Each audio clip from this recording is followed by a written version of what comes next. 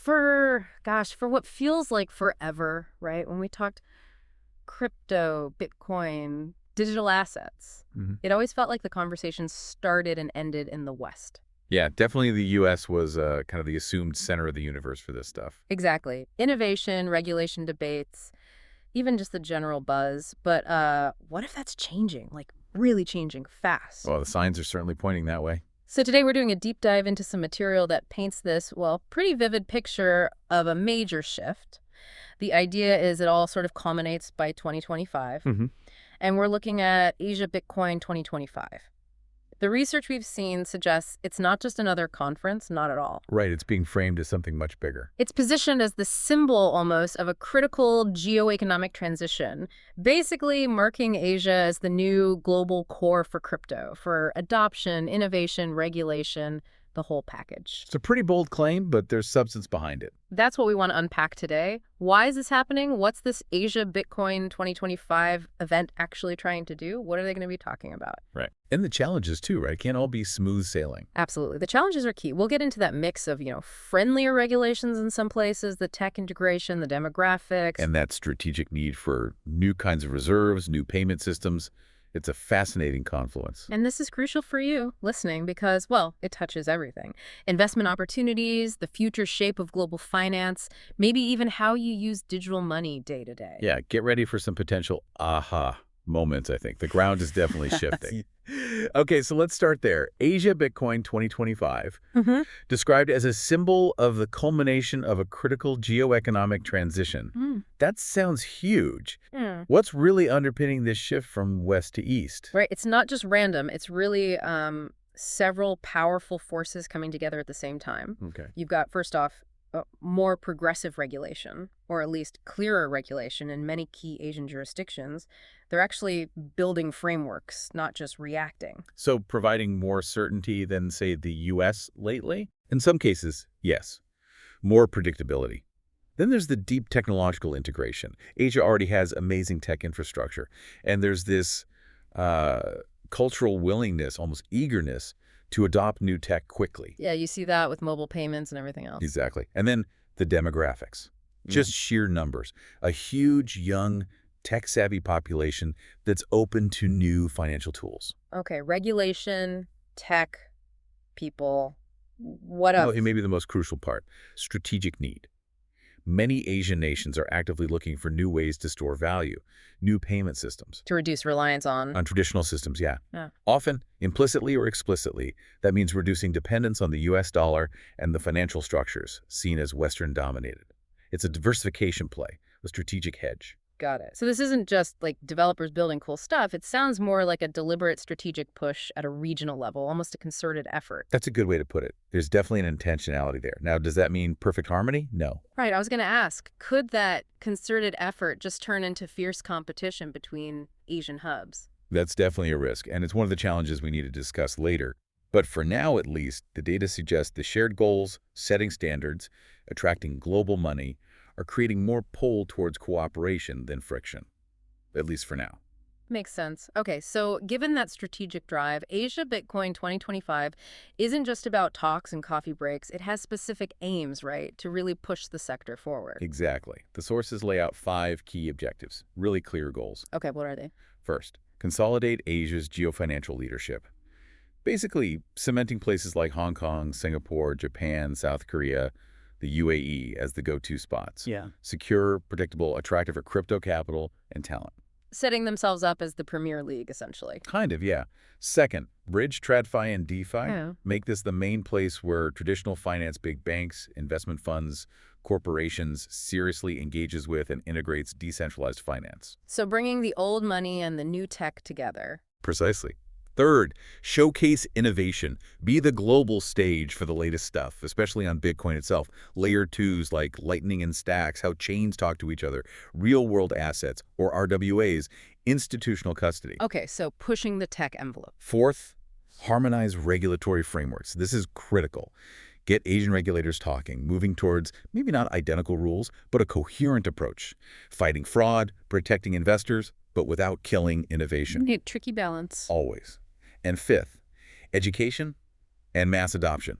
Bring in new users, everyone from small investors to CEOs, make it less scary, overcome the tech hurdles, and push for actual use of Bitcoin, not just speculation, utilitarian adoption. Those are some big aims, but here's where it gets really interesting, right?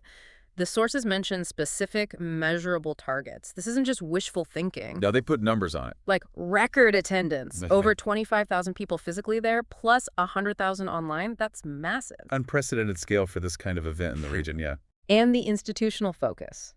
Getting 10 Tier 1 global financial firms and 5 big traditional funds, we're talking over $100 billion AUM each, to not just show up, but sponsor. That signals serious buy-in from the establishment. Then policy moves, aiming to get at least 2 Asian countries to announce clearer, friendlier rules during or around the event. Using the event as a catalyst for actual policy change. And tech launches over 50 new products or protocols for Bitcoin and Asian finance debuting there. Making it the place to launch. Plus global media reach, aiming for over 500 million impressions. Trying to really shift the narrative, make Bitcoin look like a legitimate part of the financial furniture. Yeah, normalizing it. If you connect all those dots, the targets really show the scale of ambition here.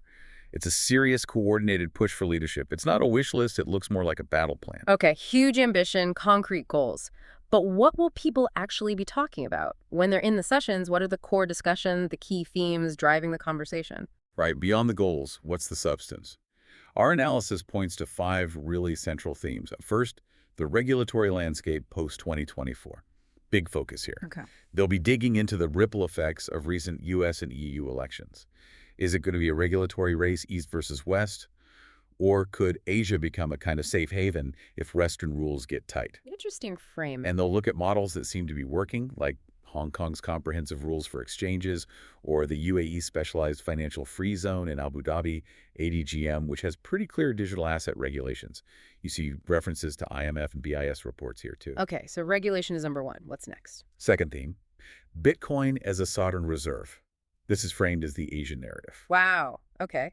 Like countries holding Bitcoin? That's the debate, not necessarily making it legal tender like El Salvador, probably not. Right. But the idea of Asian nations diversifying reserves, reducing that USD dependence we talked about. Could they gradually add Bitcoin, maybe alongside gold, into their national strategies? That's a huge discussion, tied into broader de-dollarization trends. That's a massive conceptual leap, though, isn't it? Right. For a central bank to hold something so volatile. Absolutely, and that's the core tension they'll grapple with. Yeah. The argument isn't about replacing everything overnight. It's about gradual diversification, hedging against risks in the traditional system, exploring alternatives in a world that's becoming more multipolar. It's a long-term view, looking past the short-term price swings. Okay, fascinating. What's theme number 3?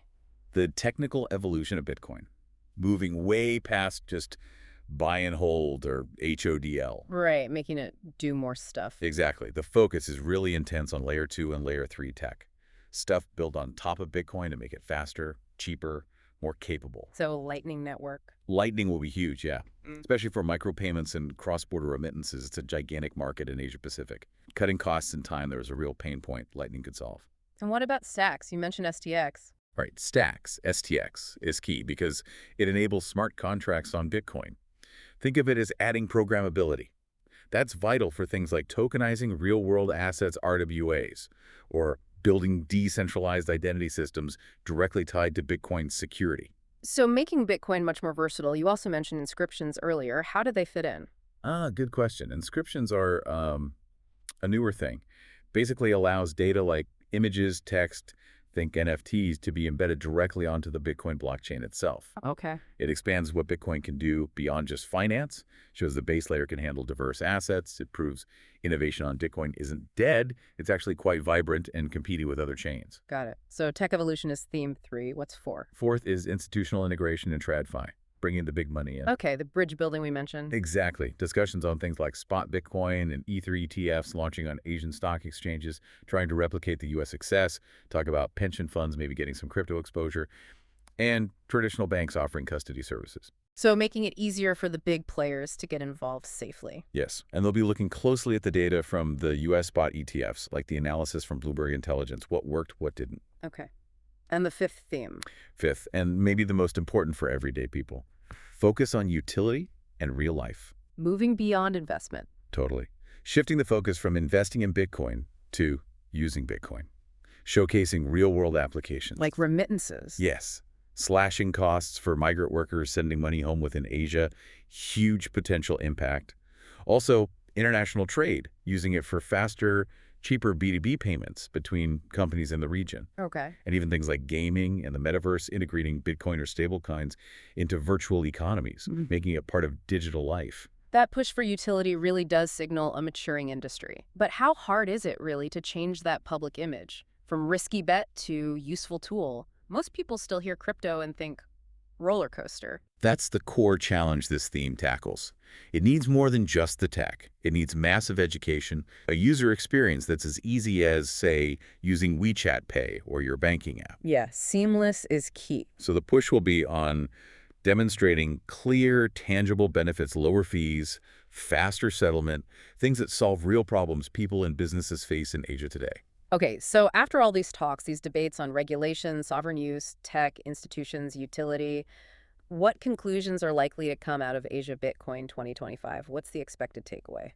Looking at the material, 4 main conclusions seem likely to crystallize. First, financial sovereignty is the real driver. This isn't just about tech enthusiasm. It's a long-term geopolitical and economic strategy for Asia to build more resilient, less dependent financial systems. A major power play. Right, the strategic imperative we discussed. Second, regulatory maturity attracts capital.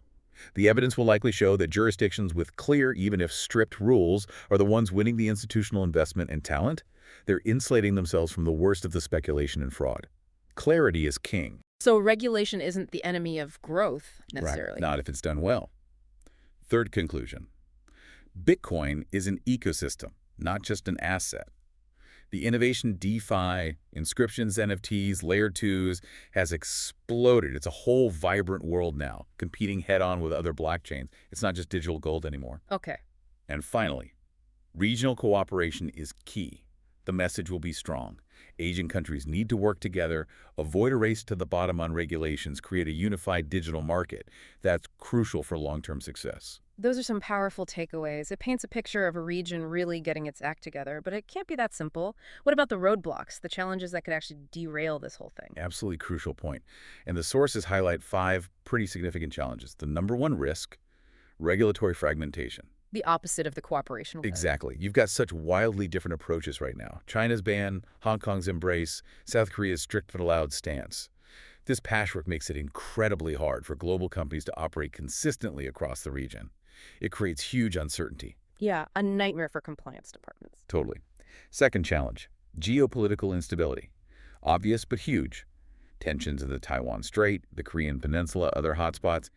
Any major flare-up could trigger massive market sell-offs and scare away that long-term institutional money they're trying to attract. Disrupts the whole stability narrative. Third, scalability and user experience. Still a work in progress. Even with things like Lightning, making crypto truly easy and intuitive for hundreds of millions of non-technical users. That's a massive hurdle. It needs to be as simple as current mobile payment apps. We're not quite there yet. The infamous onboarding problem. Pretty much. Fourth, volatility and public perception. Bitcoin's price still swings wildly, and big scandals, even if they happen elsewhere, like FTX, they still damage public trust everywhere and make mainstream adoption harder. The shadow is long. Past ghosts haunting the present. You could say that. And finally, fifth challenge. That competition between jurisdictions we touched on earlier.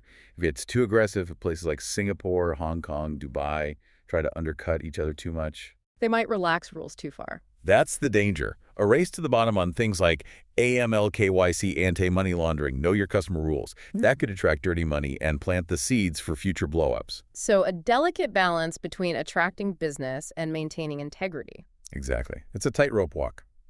So putting it all together, what's the big picture? Asia seems laser-focused on leading the next phase of crypto, driven by some really deep strategic goals. But the path forward is definitely not guaranteed. It's full of these complex challenges. Right. The ambition is undeniable. The planning seems serious. But success really hinges on navigating these obstacles. The regulatory differences, the geopolitics, the tech hurdles, the perception issues, and the internal competition very carefully and ideally cooperatively. We've explored today how Asia Bitcoin 2025 looks set to be more than just a conference. It feels like a potential turning point, a clear signal that the crypto world's center of gravity might be shifting decisively eastward. Yeah, it's a thermometer, really. measuring the industry's temperature as it tries to move beyond that Wild West reputation and become, a more integrated part of the global financial system. So as Asia steps up to claim this central role, here's something to think about. How might this huge shift impact your country's economy, or even just your own personal investment strategy? And what role should governments play in all this? Yeah. Should they be actively fostering this evolution, trying to get a piece of the pie? Or should they be more cautious, maybe even restrictive? Lots to chew on there. We definitely encourage you to reflect on these implications and maybe dig a bit deeper yourself. The changes are happening now.